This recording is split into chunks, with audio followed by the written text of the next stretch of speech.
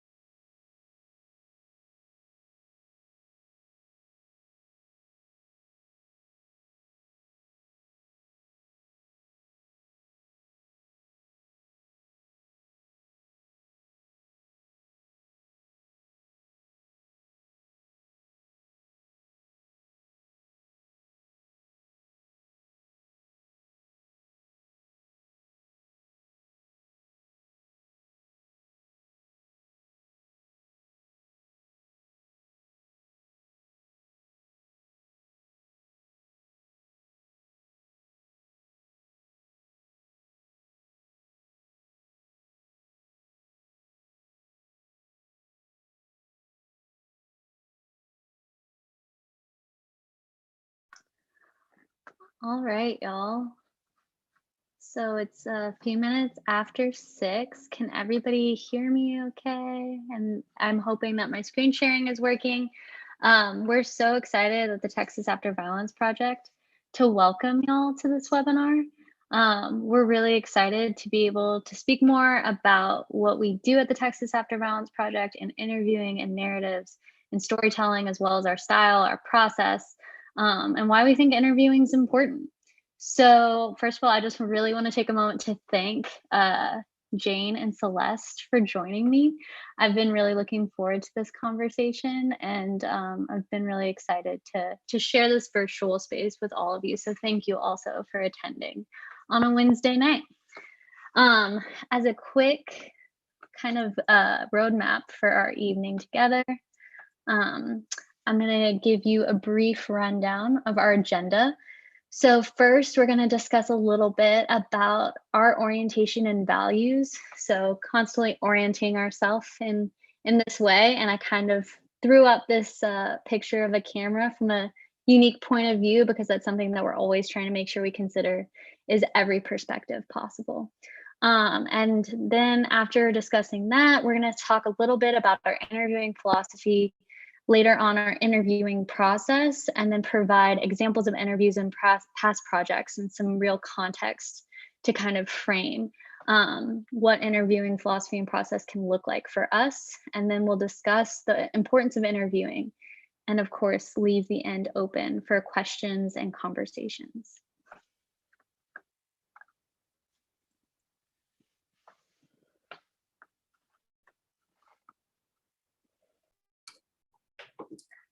So yes, I just want to reiterate that I'm grateful that we're able to be here, and that y'all have been able to join us. I'm Jane Field. I'm the Associate Director of Texas After Violence Project, and so I'm just going to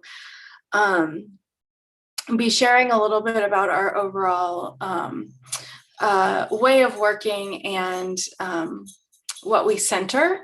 And I do have 2 dogs running around, and I hope that they stay quiet while I'm speaking, and apologize in advance if they speak up. So one thing that is absolutely core to everything we do at Texas After Violence Project is that we always are hoping and trying to honor narrators and their stories. And we really want to always make space for people to share their story in the way that they want it to be told, and with as little added influence from us as possible. So giving as much agency and control to the person who is sharing their story is very important to us. And we also recognize that there are a lot of different ways that people can and do share their stories, and ours is just one way. And so all of that together, we try to bring an ethics of caring for the person that we're interacting with and encountering in this moment of interviewing to every interview. And we are very inspired by the idea of trauma oral history, which is a research method that has been around for many years now. But although we're inspired by that, we aren't trying to meet every expectation of that as a research method. We have a more open sense of what an interview can be and what's happening in the space of an interview. And in all of those phases, we want to do as little harm as possible to the people that we are interviewing, while recognizing that because our interviews cover incidents of state violence and other traumatic events, there's a potential for re-traumatization and for harm to happen. And in fact, many people have experienced that harm when they've shared their stories in the past. And so we try to create an environment and a space that is as welcoming as possible when these difficult stories are being revisited. And we always are trying to be open. We always strive to be open to dialogue and growth, and to be humble as we learn about this process and our work even more. We have spent many years honing this method, but we're not experts in a traditional sense of the word. We always try to be recognizing the mistakes that we've made and trying to do better, and always stick with a mindset of growth. And with that in mind, we always invite feedback, and we're always looking to collaborate with other people and organizations and communities. So that I hope gives you a bit of a sense of what we value and what we center. So again, to talk, and I touched on a little of this in the previous section, but we always see the moment of an interview as a moment of encounter. It's a conversation. We're not trying to dig out specific answers to questions. We're not gathering evidence. We're not gathering facts for media or an article for a newspaper. It's a very different encounter that we're trying to build in the space of an interview that we do. So really looking at it as a conversation where we're co-creating a record of a person's story together with that individual. And so both the interviewer and the person being interviewed have agency over the direction of the interview, but we are always trying to shift as much control as possible to the storyteller themselves. And the interviewer is always trying to follow the direction of the storyteller and provide space, again, for them to share their story in the way that they want it to be told. We also practice ongoing consent, which is a huge part of our work. We have a long process of pre-interview process where we speak with people before the interview itself occurs, to make sure that they are comfortable with our interviewing methods. It's not for everyone. As I said in the previous slide, there are a million different ways to share a story, and this is just one of those ways, and it's not for everybody, and that's okay. So we like to to find out if it's a good fit and go slowly. And we think that that's another aspect of, again, trying to reduce potential harm, is to move very, very slowly so that you can see harm coming before it happens. And again, that's the goal. It's not always possible, and we recognize that, but doing prep work really, and working with the person that you'll be speaking with before you sit down to record an interview can go a long way towards preventing harm from happening and helping us shift so that we can again prevent that harm. So the consent doesn't just stop there. Once a person has agreed to be interviewed and agreed to the terms, we always like to discuss the boundaries of the interview before it takes place. Find out if there are any areas that the person being interviewed doesn't want to speak about, or areas that they actually think are very important and we might not have thought to ask them about. So again, it's this thought of co-creating the interview is really brought into and intersects with this idea of ongoing consent. So you're building that encounter up so that you know the boundaries of the interview, and you're working together to sort of shape out the contours of the interview before it takes place, so that there are no surprises, there are no gotcha questions. Again, that's not our style. That's not what we're hoping to create when we conduct these interviews. And then again, ongoing consent remains important after the interview has taken place. We try as often as possible to work with interviewees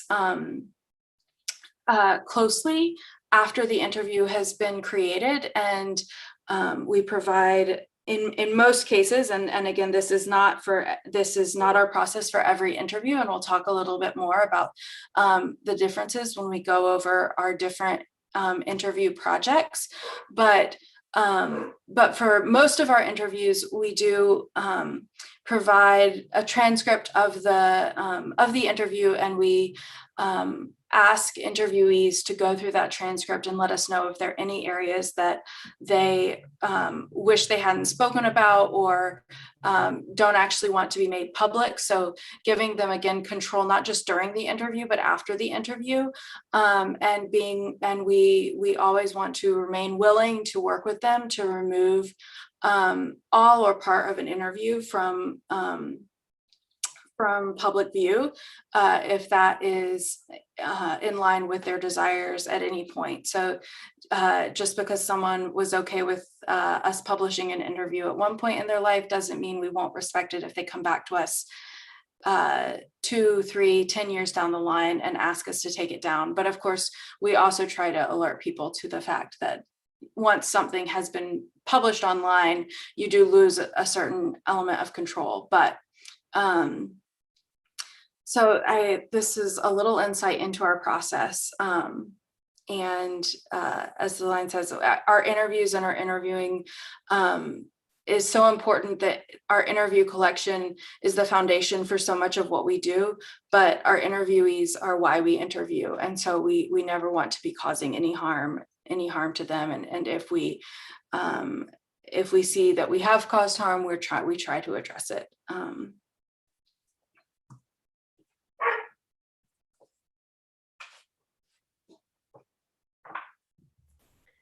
So I'll jump in, and this is an opportunity to talk about some of the projects we have worked on. My name is Celeste Henry. I've been with TAVP as an interviewer since I think around 2010, and I'm also a board member, and my background's in anthropology. That's sort of the field work and training from that standpoint is what brought me to the organization to get involved with interviewing. And so what we're calling life and death in the carceral state is sort of the bread and butter of TAVP, and where it started And that was to look at state violence, to engage people around questions, specifically around the death penalty, to look at people whose lives have been affected by state violence. And that included anything from family members of murder victims to family members of people who were executed, and to chaplains, to wardens, to journalists, anybody who had been revolved around kind of this question of the death penalty here in Texas specifically. And so in my personal experience, that has come down to wardens, lawyers, some of the above mentioned. And the work really was to tell the human story. We're not a direct advocacy organization. And the way I framed it is that, we're kind of tending more to the human aspect of all of this to find out what happens in situations and circumstances of violence, and sort of with a principle that violence begets violence. And so our inquiry was into how our lives are affected and staying present and centering those stories. And withholding a question, I would say, about what is justice, sort of up in the air. That's been one of the kind of questions to give you a feel for interviews that does sort of arise across. I think it would be a theme that would come up across interviews. And so this is sort of the project that TVP came into life with, asking these questions, pursuing different interviewees or participants, co-creators, pursuing these stories, and what the collection of archive, like what our archive began with. And I will pass the baton over.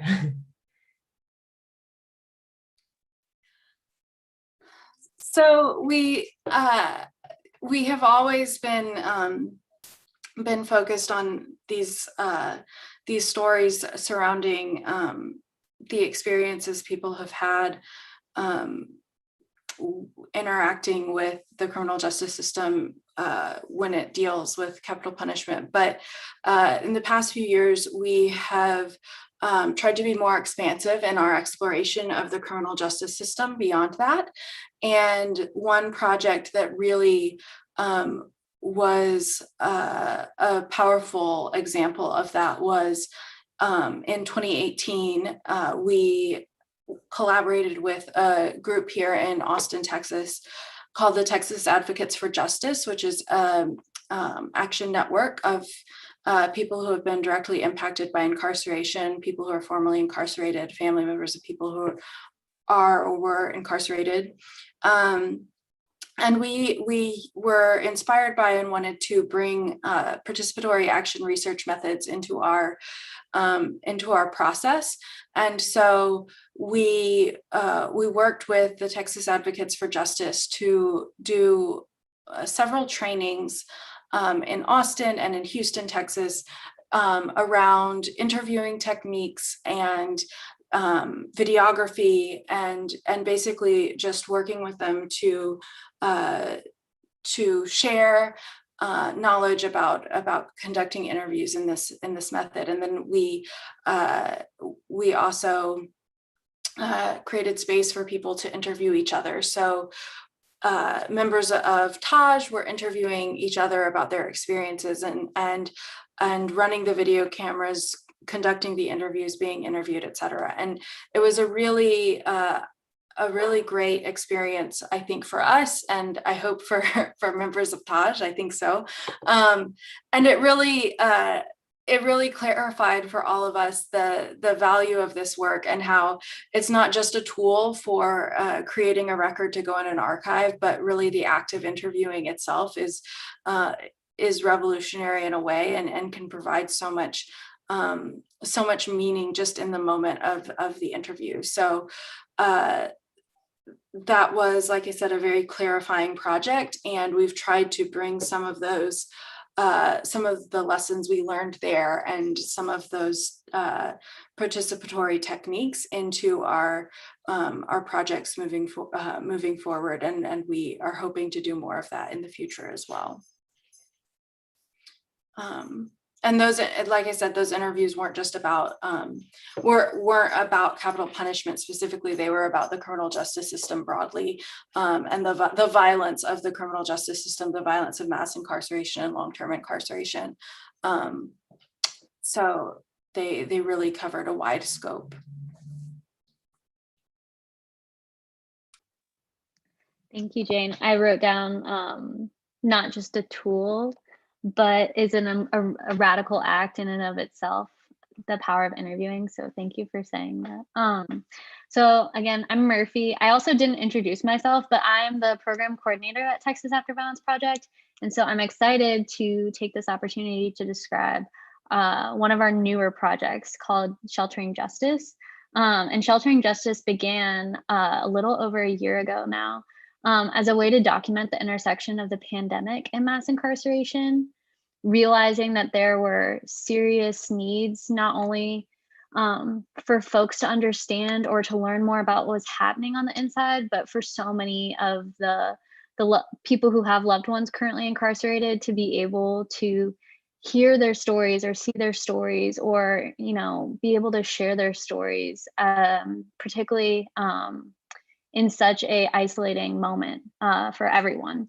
And so it has grown in its scope a little bit to encompass state-sanctioned violence during the pandemic as well. And we recognize how complicated so many of these issues have become, in terms of how we always want to acknowledge how complicated all of these issues are, how they're all tangly. And so it's been phenomenal, at least in my year of being able to interview folks, to actually interview via Zoom. I know everyone is experiencing so many versions of Zoom fatigue, but it's been really freeing to be able to connect with folks that maybe I wouldn't have been able to connect with because of geography or because of timing.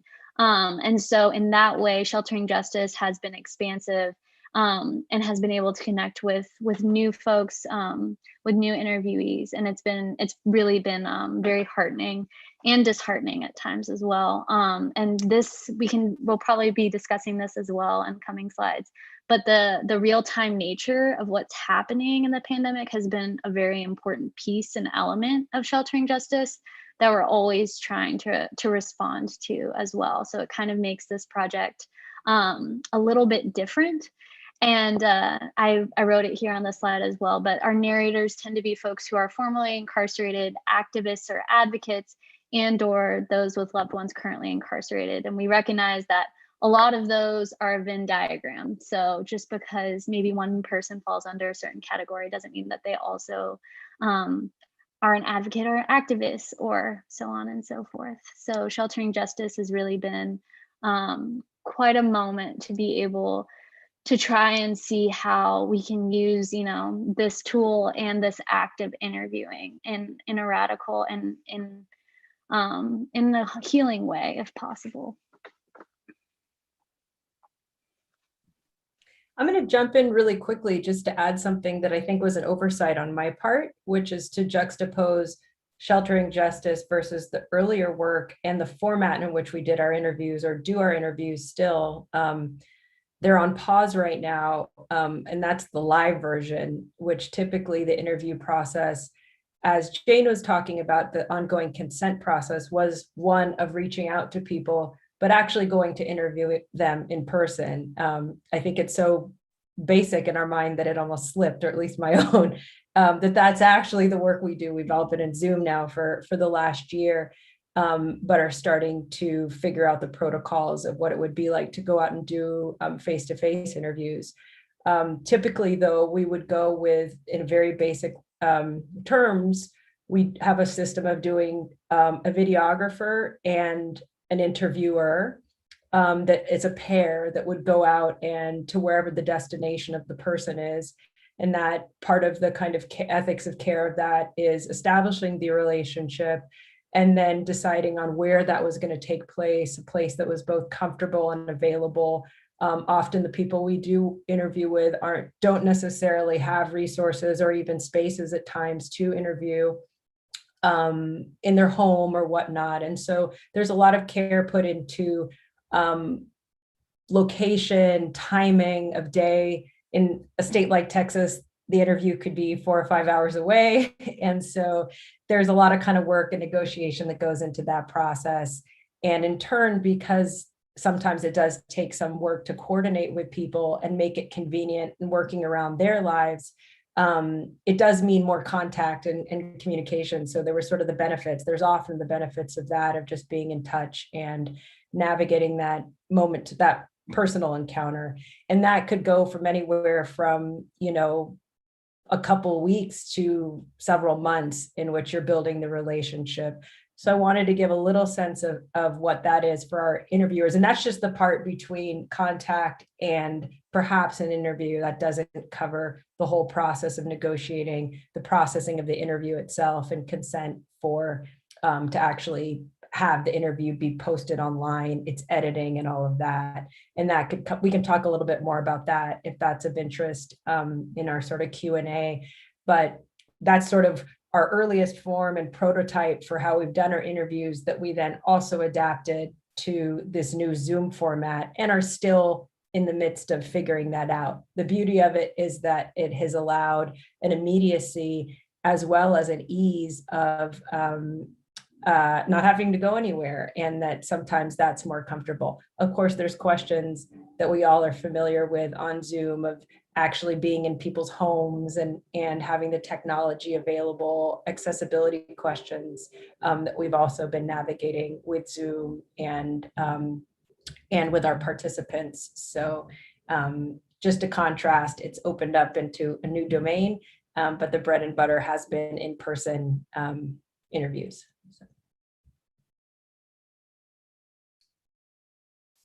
Yeah, the Zoom interviews has expanded the accessibility of our interviewing practices in really interesting and amazing ways, but also shut off accessibility in different ways. So it's been really, I'm looking forward to when we can offer both. We can do in-person interviews, but we can continue to offer Zoom interviews for people who may just live too far away from us for us to get to, or may not be comfortable meeting in person for whatever reason. So it's definitely been a huge learning process this year as we've explored sheltering justice. And I think one thing that Celeste touched on that's so real is it's changed the speed of our process dramatically. And we'll probably talk about that more. And there's also something so humbling as to, and I've been trying to write about this, so it's not going to be fully articulated, but what it means to conduct an interview in the summer of 2020, and I'm in the same Zoom space, and then in April of 2021 to have the same background, and for an interviewee to have the same background. So ostensibly, when were these interviews? How long was there between these interviews? But it feels like the world has changed countless times over. And so there is that visceral element I just want to throw in there about Zoom as well that can be quite jarring. Is it all right if I move on to the next slide, y'all? Alrighty.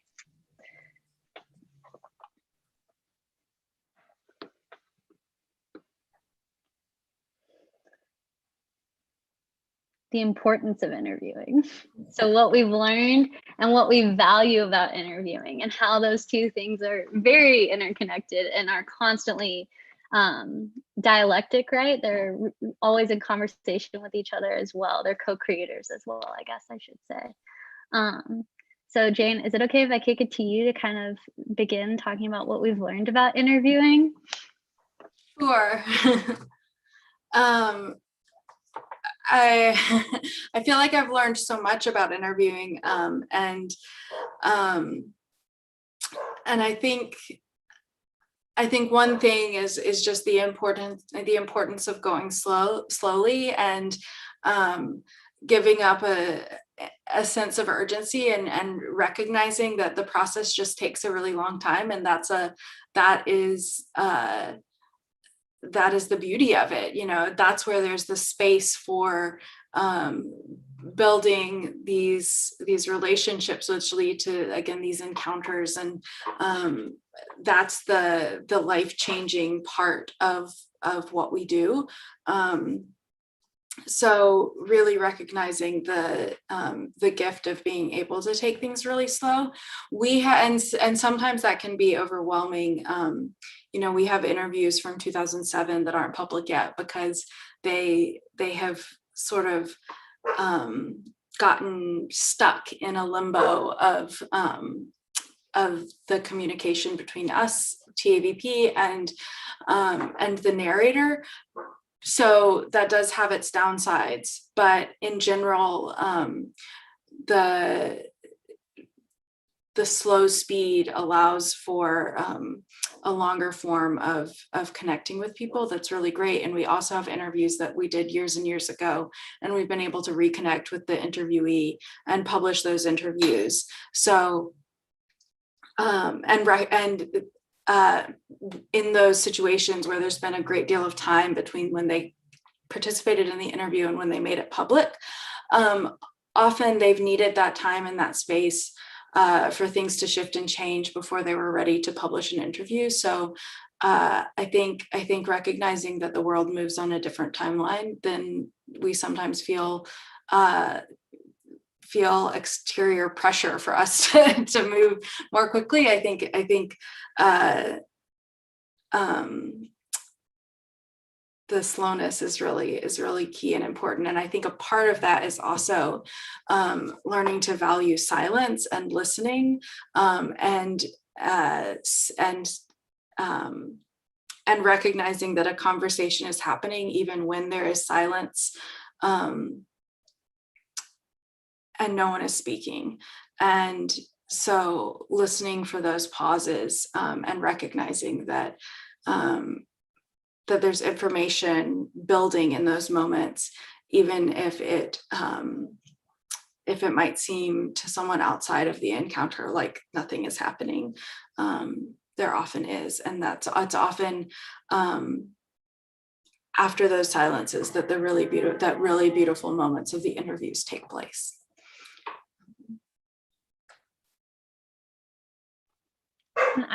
I personally think a lot about listening as well, Jane. Something that I've learned about interviewing is recognizing how listening is, and listening actively and not necessarily wanting to lean on questions, leaning into the silence, as you were saying. I've so often been realizing that I almost visualize some of my ideas about interviewing as carving out a space, and that space is for the interviewee to decide what to do with.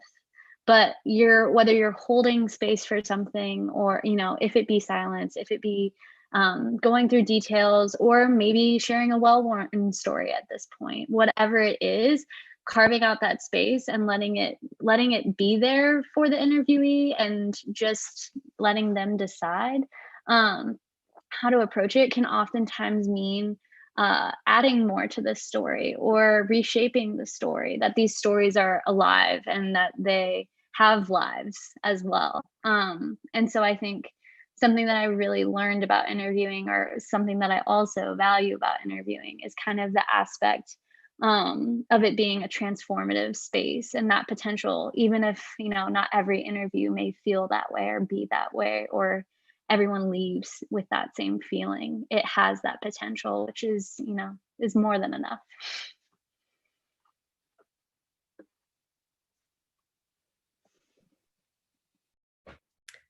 And I'll jump in to say is that I've participated in Sheltering Justice, and I think we had concerns about what these interviews would be like on Zoom, but quickly found a kind of rhythm for them that's different. I think, so to say that most of my interviewing has been in person with the organization. And I think what I've learned is that, the interview sort of starts, or that dimension of the relationship starts, or the minute you reach out. And so the interview is just one part of that conversation.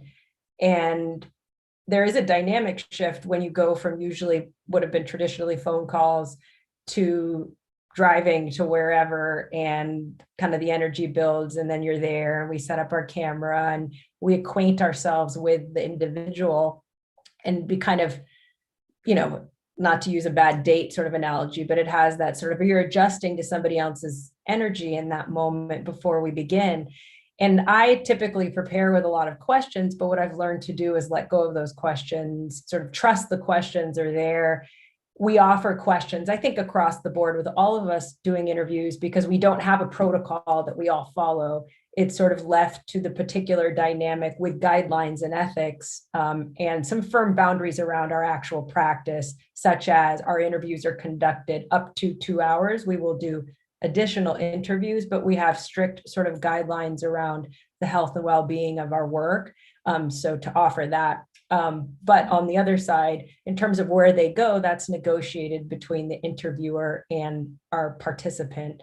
And so I've learned with questions coming in to kind of let them go and to see where to use the questions as sort of guides or prompts insofar as an invitation to go a particular way, open-ended, of course, but it's not required that people follow those. And then it becomes kind of a journey as to where things are going to go, depending upon the individual and whether they like being asked questions, which is another kind of piece that I've learned to do, which is to ask whether they like being asked questions. Some folks, you ask them one question and then they take the reins, and some of our interviews are maybe the interviewee is speaking, have asked maybe 3 questions, but the other person just tells their story in the way they want to. So you kind of learn to be prepared for whatever. And that's been a real learning curve by sitting in the room with people, engaging them beforehand and thinking about it more as a relationship and an ongoing conversation, of which the interview itself is one moment, but not the whole thing. And so that's one thing. And the other thing I'll quickly say, and we're, I think, as an organization in conversation about, is what is the life of some of our stories once they have sort of separated from their teller, as we tend to the person and also tend to their story. And one thing I've learned is that the stories do have a life of their own. And often being on this end, we can see that part. It's not always easy to map where it goes, but you get feedback over time as the stories move, as we tell each other stories, et cetera. And so this is a place of interest. What does that mean for the organization? What does it mean for archiving? But trying to kind of honor the story, these people's stories as having a life of their own once they've been once this moment of kind of encounter has taken place. So total inquiry, but in our collective conversation right now as well.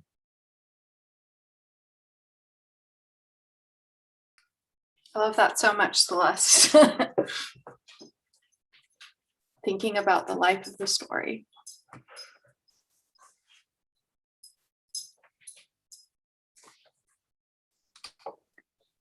And I can talk about this first part of the process and method. I think we've already alluded to quite a bit of it as well. And you know, the really helpful framework that I think Celeste offered when we were describing our different projects is being able to explain how kind of like the time frame can oftentimes, or the timeline of us working with folks, or the timeline of a story, are such different questions too. But simultaneously, there is the understanding of a project being developed, or when interviews are going to be public. And so I think that at the core of our projects, like we've said, there's always ongoing consent at every stage. Pre-interview, immediately before the pre-interview is an introductions, pre-interview is an immediately before the interview, during the interview, after the interview, while reviewing the interview, years after the interview. But also knowing that this can look different from project to project, because something like sheltering justice, hypothetically, we could conduct an interview and then have somebody's interview be public, you know, within a week, within 2 weeks, depending on how quickly the interviewee has reviewed everything and making sure that everything feels right. So we know that ongoing consent will always be a defining part of our process and our method, but we also want to acknowledge that, again, all timelines expand, intersect, and contract.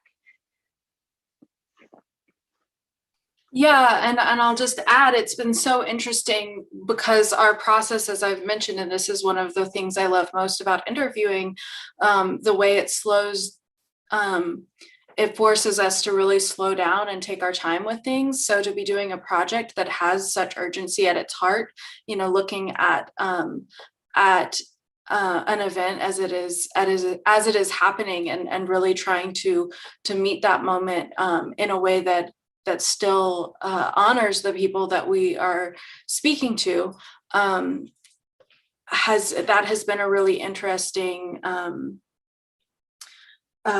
dynamic to explore. And I think one thing that we decided at the start of the Sheltering Justice Project, in conversation with some of the people that we were speaking to and some of the people that have helped guide us on this project, that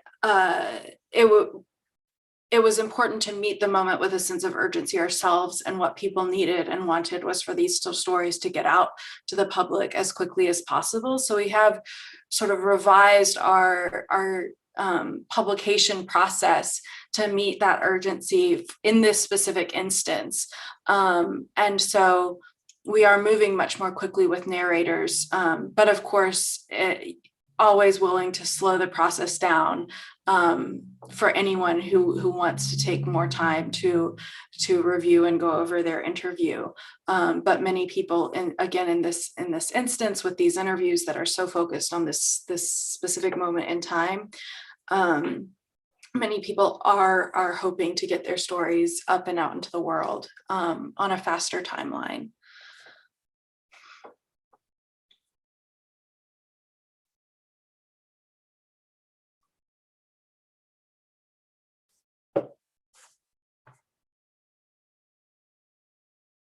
And, oh, sorry, Celeste, go ahead, please.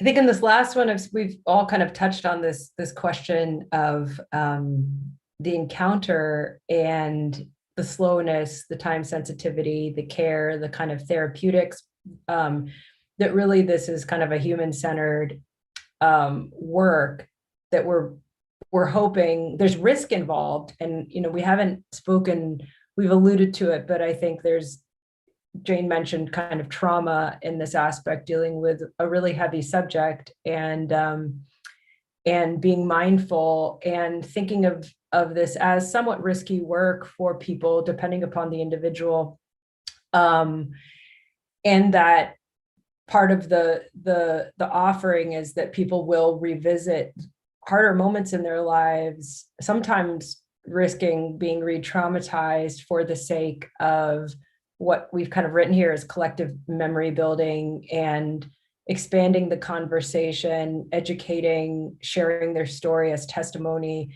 and having us collectively rethink what the criminal justice system is, what is justice, what is healing, what is community. I think the work moves throughout all of these questions, although we've located around state violence.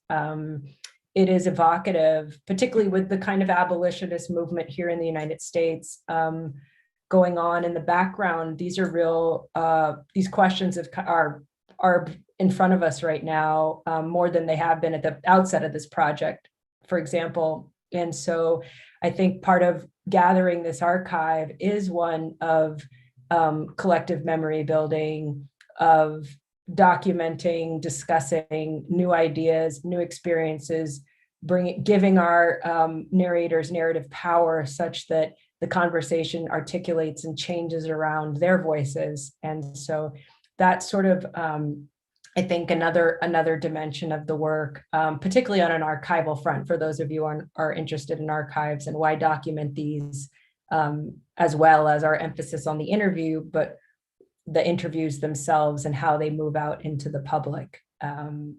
We do, I'm being repetitive, but we do think of this and are still working on the definition of, collective memory building. I also really appreciate that you mentioned the risk as well, Celeste, because of retaliation, because of all of, and all the invisible ways of facing retaliation as well. And I think something that's really stuck with me is how this complicates, or how rather collective memory building can complicate public history and dialogue. And the act of speaking as remembering, the act of speaking or sharing a story as collective memory building, as you say, these working definitions that we're trying to facet.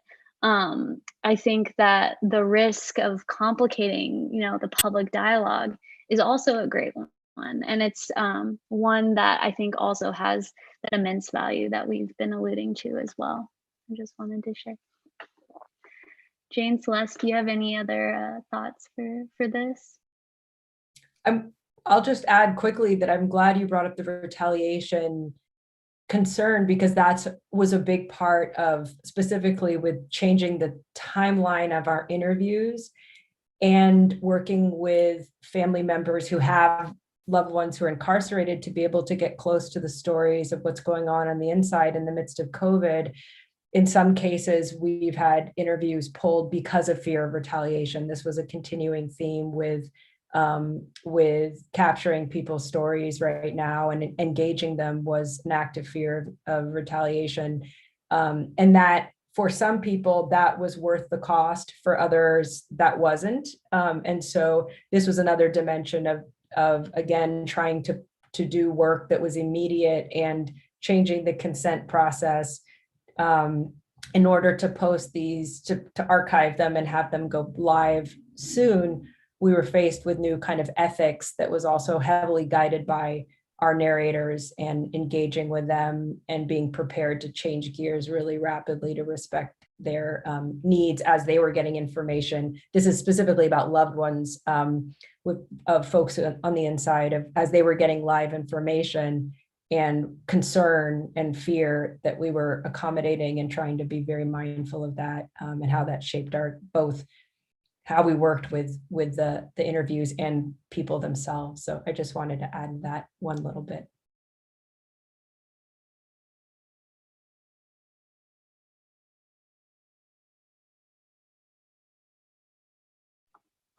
Jane, do you want to add anything, or shall I move forward? No, I think that was all all right. And I think that this collective memory building is so important in this moment in time, because of the retaliation element, because there's so much control by the administrators in prisons and jails and detention centers, really trying to control the amount of information about COVID in those locations, and control how it flows, or not, keeping it from flowing. And so it emphasizes the importance of this work, and the importance of listening to the stories and experiences of people who may not be heard in other areas, and the importance of this documentation work, and really making the space for those stories to exist long term as well. I think a lot about we collaborate with projects that operate in the nationally with the work that we're doing, and in some states right now, if you write into someone who's incarcerated and include questions about who has died in that facility from COVID, your letter isn't sent, it's confiscated by the prison administration. So this work is really hard, because the fear and retaliation is real, because they're going to drastic measures to keep some of this information private. And so on the one hand, that adds to our urgency to get the information out there, but on the other hand, it requires us to be really flexible in how we do that, and work, as Murphy and Celeste have both said, really closely with individual narrators to make sure that our process is always going to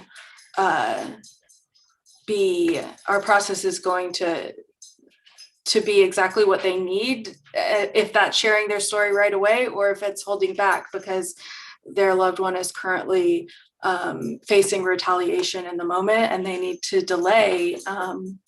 But everyone is different in their attitudes. You know, we have letters that have been sent to us for sheltering justice from people who have said things like, you know, I know I'll face retaliation, but it's too important. This has to be shared. And so we want to honor that as well, you know. And that goes back to giving as much agency to the people that we work with as possible. So I know I said I wasn't going to add anything in there. I went and added it. And I think it is we just have about 10 minutes left. So we should probably switch to Q&A. I know that we have at least one question already.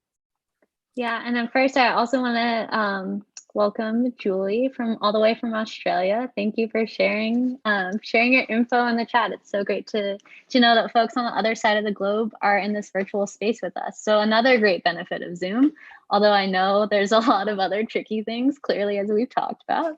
But our other question, I'm going to go ahead and just share that. And I also want to take a moment and invite folks, please feel free to drop questions in the Q&A feature, or if you would prefer to drop them in the chat, I will make sure to share them in the order in which they're shared.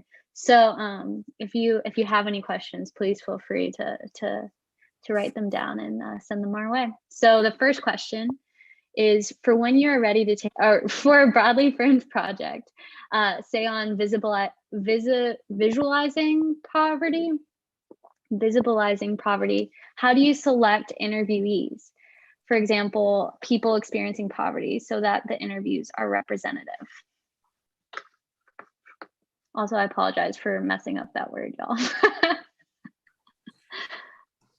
I'll just jump in and say that I wish I had a really great, easy answer, you know, a list of checkboxes to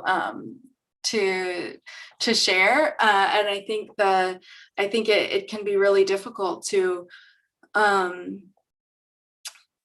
work with people. And one thing that we've experienced, especially with our earlier interviews around capital punishment, the people who were, when we have this long process and we want to really make sure that we're talking to people when they're in a place that they want to share their stories and are ready to share their stories. And we often found that we would begin the conversation with many different people with many different stories, and then slowly the process was would slow down where people were closer to the heart of the issue. So family members of people who had been executed, the process had to really slow down to make sure that we weren't, you know, doing harm. Whereas interviewing a reporter about something, it was easy. They were happy to share their story right off the bat. So that was something that we had to reevaluate to recognize how our process was overemphasizing the perspectives of certain people on the periphery rather than going to the heart of it. And then I'll also say we've been having really interesting conversations around sheltering justice and how we reach out to various people to interview them. I don't know, Murphy, if you want to talk about that at all, or Celeste. We've the three of us have all been involved in those conversations. So talking about kind of like modes of outreach a little bit is sort of what I'm hearing as well, because how you reach out to folks can so often determine, you know, who you get asking to be interviewees or folks that are interested. And so, and again, my experience is very much in this kind of new world of sheltering justice. So I wanna preface by saying this is going to be a little bit skewed, but I think personally, trying to find accessibility, as James talking about, trying to find as many accessible ways. So not only is it something on Facebook that has, you know, Facebook has a particular audience, or Instagram that has a particular audience. When we share, you know, social media posts about these phenomenal interviews that we've had, because we've had kind of a generalized format where people could just reach out to us saying that they're interested in being interviewed, but also utilizing what has been in the past, from my understanding, that kind of community where folks who, if you talk to them and explain that I did this interview with the Texas After Violence Project, and this is what it was like, how those bonds honestly have been so fruitful, at least in my experience. And to even watch, friends recommend each other, or coworkers, and seeing almost like this lily pad path kind of emerge, and you can piece together all of these threads, and together they weave a tapestry, right? But that's so different because that's not necessarily a democratizing way to reach out to folks. And so I think, getting inventive about flyers, which is something that we've talked at length about, or even making sure that we have a Google Voice number so folks could call in if they don't have a computer, if they only use a cell phone. And so the modes of outreach, I think, oftentimes can kind of help figure out how to select interviewees. And for this question in particular, when you're talking about something like folks experiencing poverty, I think making sure that the ways that you are offering this opportunity or offering this interview, it meets, every kind of person along who may be experiencing poverty in every way, shape, or form. And I'm going to cut myself off. Jane, feel free to hop in. Well, I think another aspect to it is really trust. I think you have to be doing work to try to be trustworthy, to be honoring individuals, so that they will they will feel good about connecting you broadly with a larger community. And so that's an important aspect. And then also, if you want to make sure that the interviews are representative, you should also make sure that the team is representative, and bringing in a variety of people to advise on the project. And that's where I think the aspects of participatory action research are so useful, because it really opens a lot of space for people to talk to each other and speak with someone who understands what they're going through. And I think that that is, you have to be aware of the space that you're inviting someone into, and that's part of making it a welcoming space, is making sure that you're not isolating them.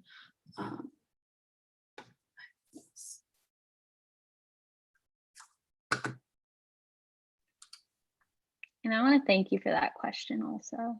I don't think I did yet, but thank you so much. That's a wonderful question. Do we want to take on one more question, Jane? Yeah, I'm just seeing this this one question that's maybe two questions that I can answer pretty quickly. So do your interviews sign MOUs or waivers? Also, where do the interviews live, and how do you disseminate them? Yes, we have a interview agreement, consent form that deals with consent to be interviewed, and also copyright, and that is a lengthy process that could have been its own webinar entirely. In fact, I recorded a tutorial not too long ago, so that might be available soon, so stay tuned for recordings about our entire consent and copyright process, and sort of the ins and outs of how we do that. And then where the interviews live, the Sheltering Justice interviews live on a site that maybe Murphy, you can put in the chat box, that's specific to Sheltering Justice, and that includes the interviews that we've done for this project, and also materials that people have sent to us. We've collaborated with the Inside Books Project Archive to reach out to people inside who can write to us with testimony and art and other forms of sharing their story about what they're enduring during this time. We're also collaborating with a collective group called Mourning Our Losses that we've been involved with all year, and they've also shared materials with us for the Sheltering Justice Archive, so it's a great resource.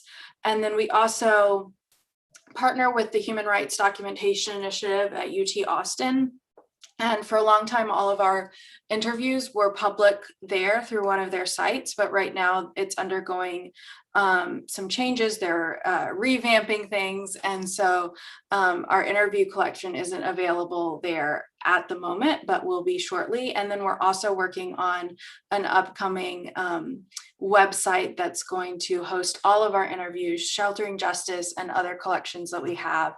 And we're really excited about that, and we'll be rolling it out sometime in the next couple of months. So another thing to stay tuned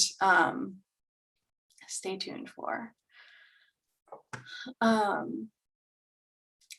And it's 7 o'clock. And I see a question about Google Voice, and I would say feel free to email us at archive@texasafterviolence. And then it looks like Murphy has put the Sheltering Justice link in the chat for y'all. It's shelteringjustice.texasafterviolence.org. I've also included our email in the chat as well, in case you didn't get a chance. I can also throw the slides back up, but I just want to thank everybody again for attending this evening as well. Yes, thank you so much. And please stay in touch.